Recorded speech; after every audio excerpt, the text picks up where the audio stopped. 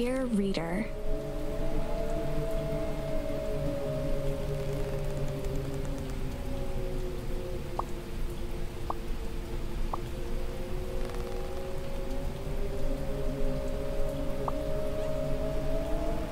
allow me to introduce you to my book. Though it might at first appear like many books you've come across, it is far from ordinary. You may, therefore, have some misunderstandings about its nature. The story that awaits you has not been fully told. In fact, its conclusion is not yet known, even to myself. It is in that way that my book is special. It is in that way that you are special. Without you, there is no story. Chapter 1. Normal isn't what it used to be. This is a story about change. Nestled in a shallow valley is the town of Beacon Pines.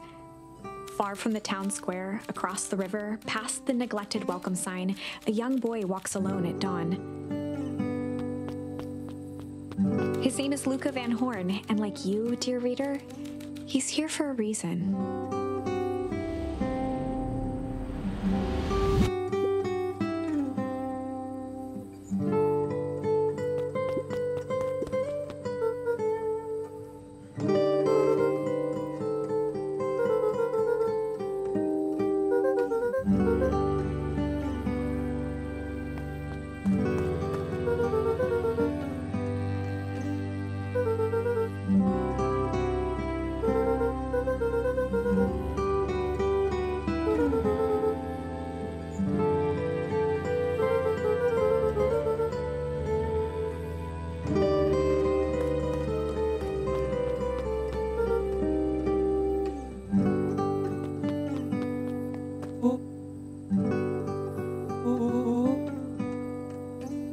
Rollo was Luca's closest friend. He possessed many fine qualities, but subtlety was not one of them.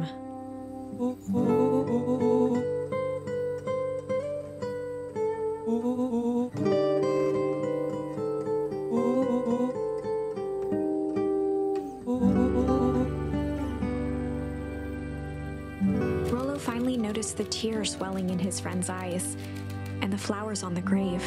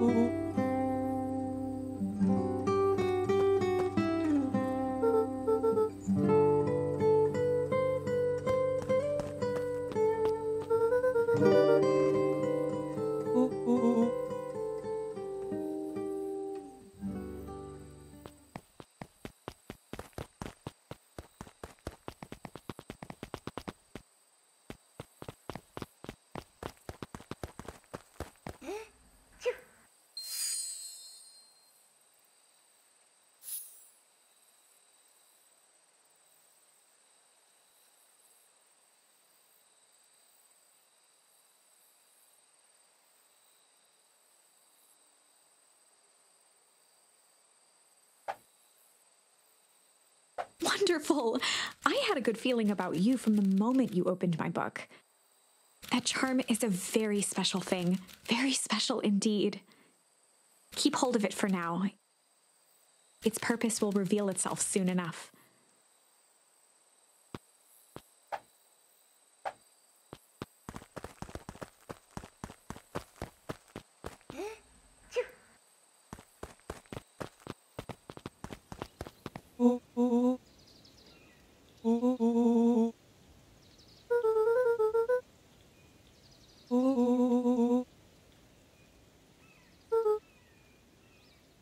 Rollo looked to the side suspiciously.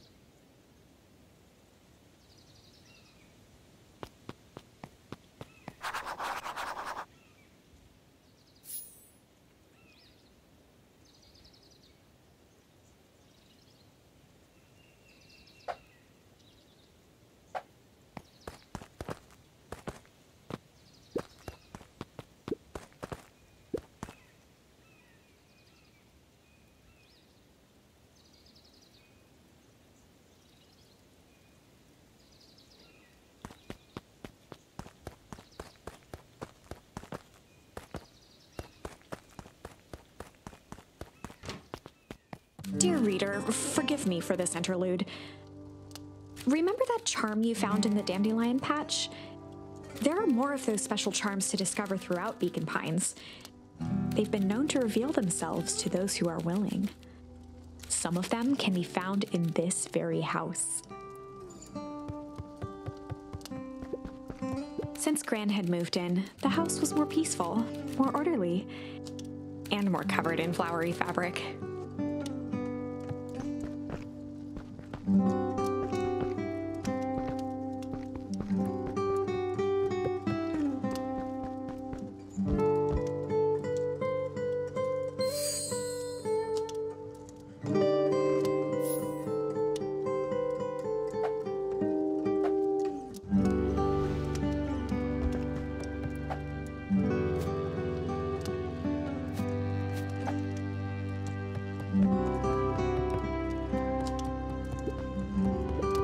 One of his father's old stethoscopes. Luca had spent countless hours listening to anything and everything with it. Not for years, though.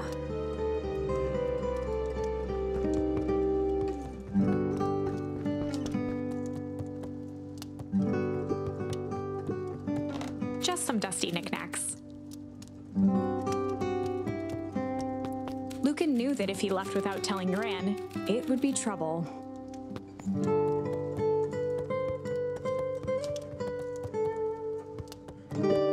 An array of prepared meals crowded the refrigerator, each labeled with a day of the week.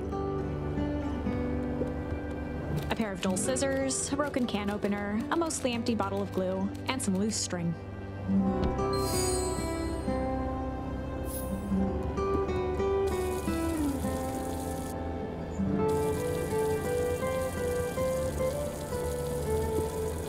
The only piece of furniture Gran had brought when she moved in was an old hutch.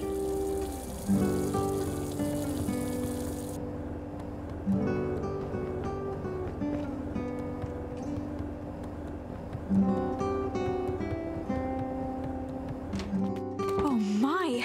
This is quite exciting! I am now certain that you are the one I've been waiting for all these years. You'll recall I was a bit coy regarding the use of charms earlier. Excuse me, I tend to have a flair for the dramatic. You are about to encounter your first turning point. There are certain times in this tale when everything hinges on a single word. Step forth, dear reader. A sturdy old wheelbarrow. Young Luca would spend hours hiding in the bushes, waiting for a chance to jump out and startle his mother. She always enjoyed humoring him by feigning terror.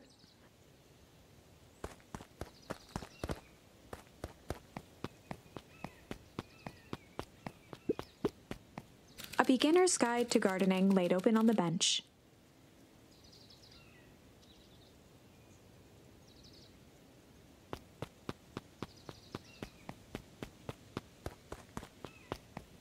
On the other hand, I suppose there's no reason to. Gran will be waiting when you return.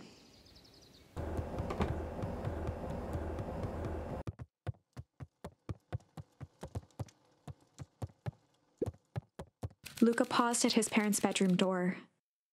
He just wasn't ready to go in yet. Gran had commandeered the upstairs closet when she moved in. "Some things need shelter from a young boy's mischief," she said.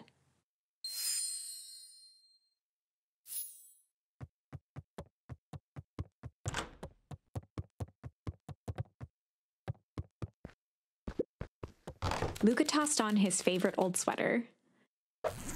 Even though it was the first day of summer, a chill still hung in the air.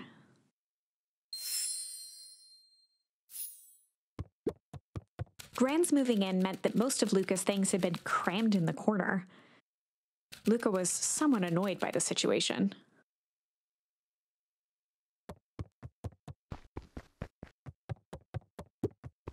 Gran's bed was undisturbed. Luca didn't mind that she had a habit of falling asleep in front of the fireplace. It meant that he could read late into the night.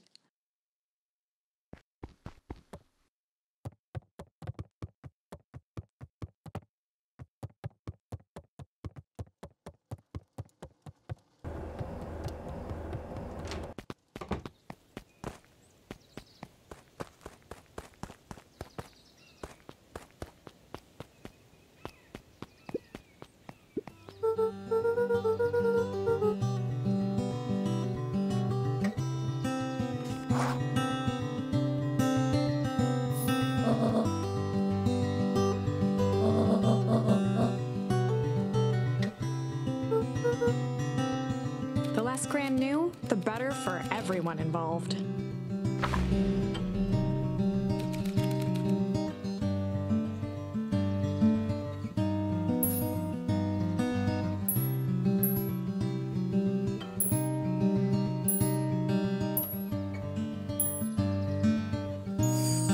We were just gonna go chill for the day. The best lies are built on truth.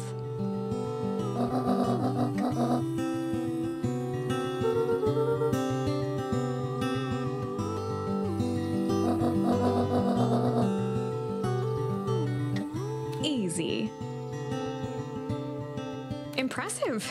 You've managed to navigate your first turning point without too much of a mess. That is the power of charms. A single word can change everything.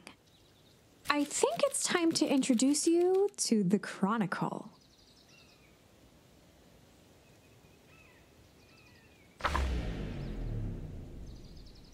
The Chronicle is a record of the decisions you've made. You can see the turning point which has been revealed. At any time, you can use the Chronicle to go back and invoke different charms, creating new branches. Luckily for us, this is the one and only turning point where the charms won't dramatically alter fate. It's the perfect opportunity to experiment with rewriting things.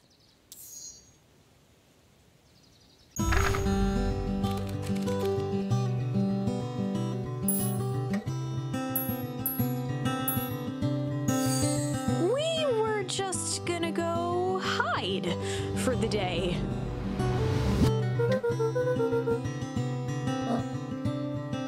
Traditionally, when one is trying to hide something, they avoid literally using the word hide.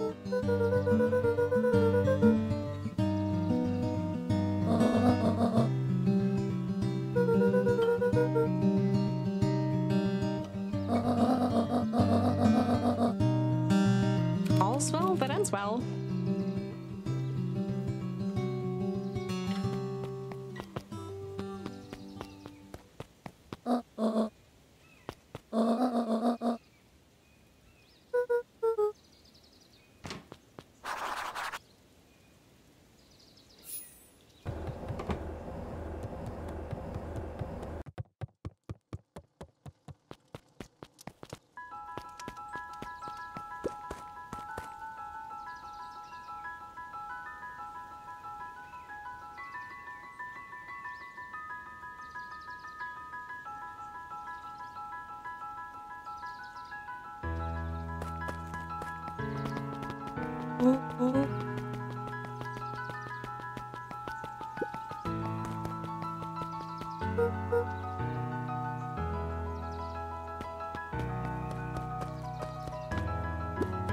For a town that saw few visitors, the welcome was perhaps more grand than necessary.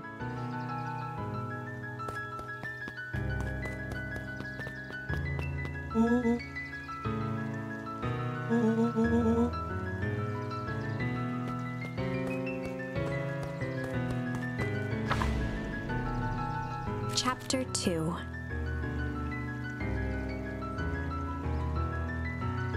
Welcome to Beacon Pines. For many years, this valley had been a small mining outpost. It wasn't until Sharper Valentine built his fertilizer company that Beacon Pines was established. Over the next 30 years, the town had grown and prospered. Until the foul harvest and his sudden death. In the 6 years since, everyone was simply trying to get by.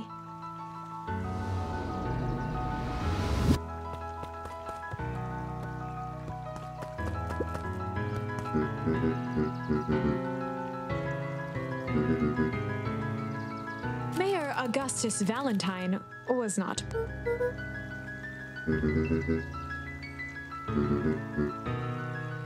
Flustered, Gus instinctively loosened his tie.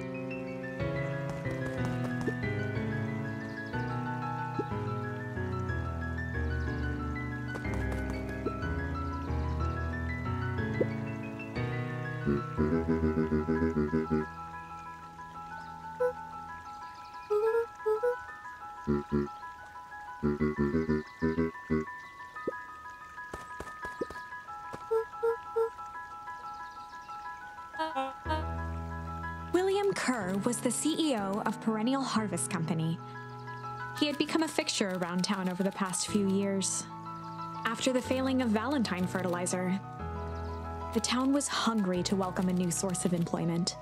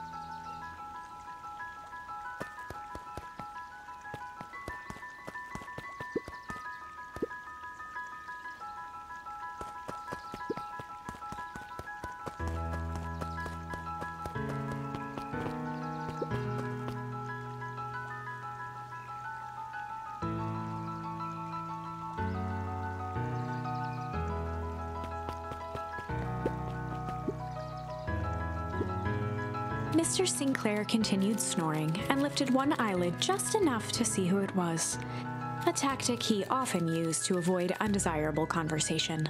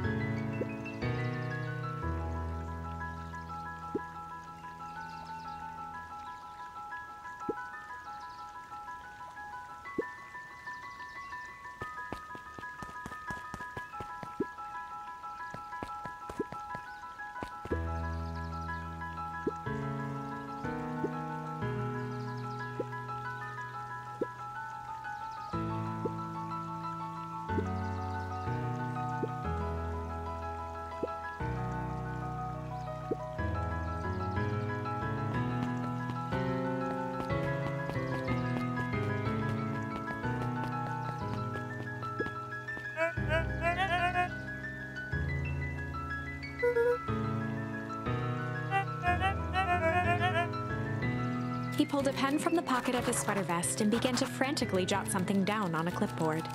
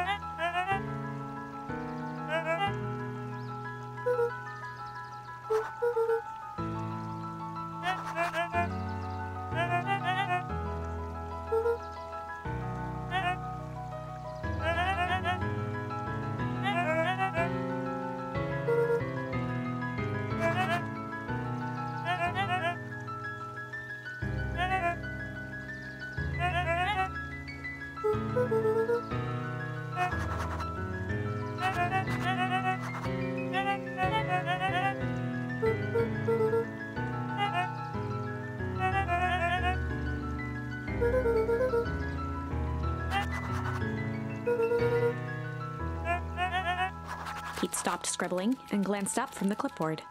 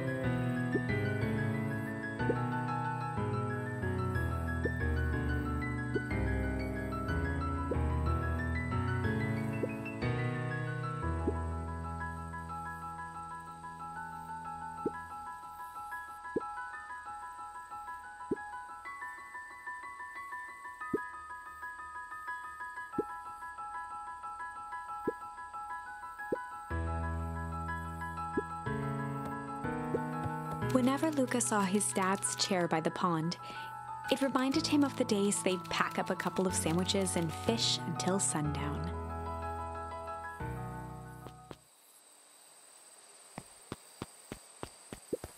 Luca opened the tackle box and picked the perfect bait.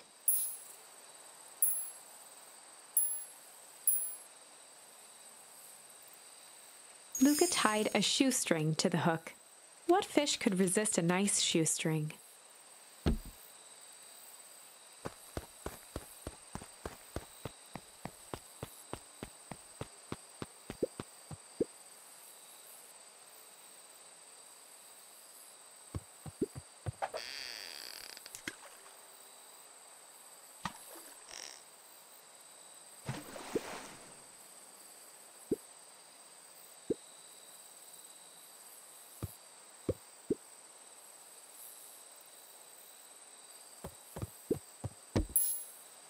Luca tied a shoestring to the hook. What fish could resist a nice shoestring?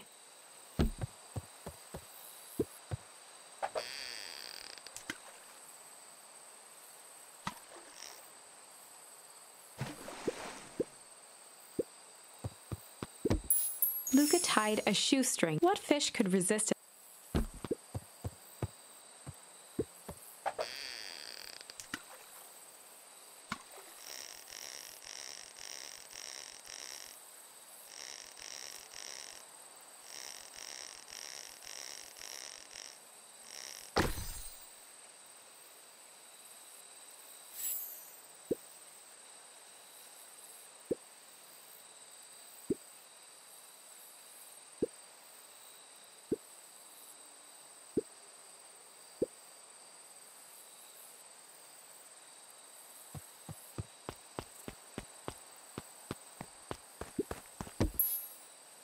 Luca gently baited a feather onto the hook. Good for skimming the surface.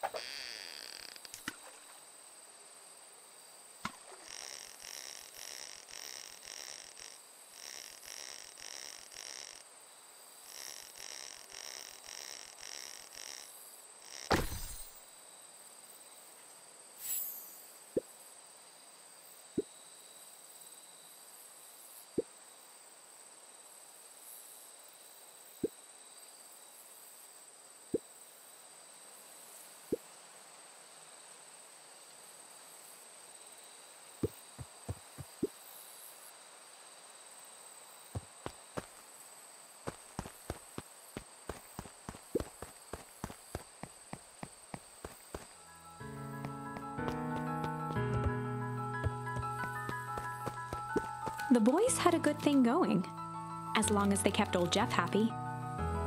They had an endless source of precious materials to add to the treehouse.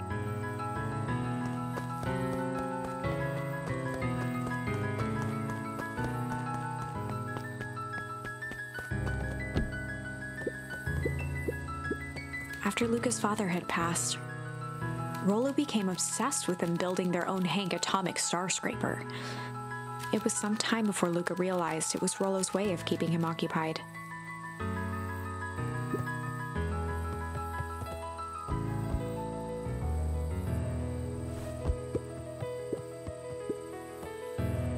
On certain nights, when the clouds were just right, the boys could tune into strange patterns of static. Rollo thinks it's aliens. He always thinks it's aliens.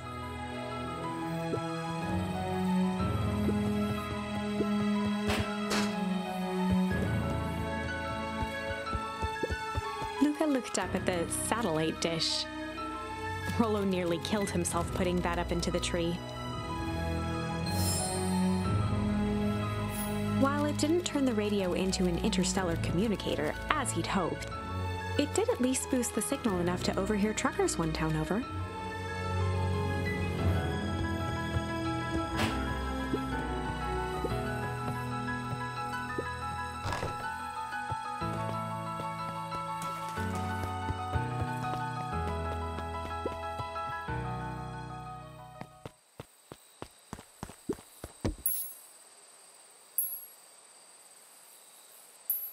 Luca tied a small magnet to the line, fishing with the law of attraction.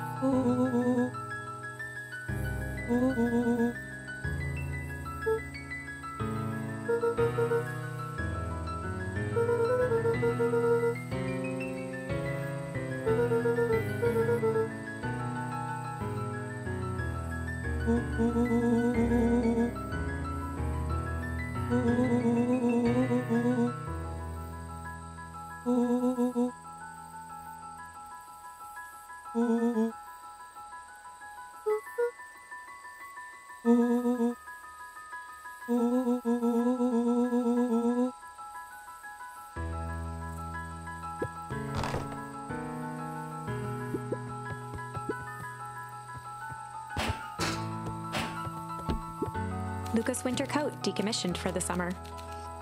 With the cold holding out longer than usual, he reconsidered its usefulness.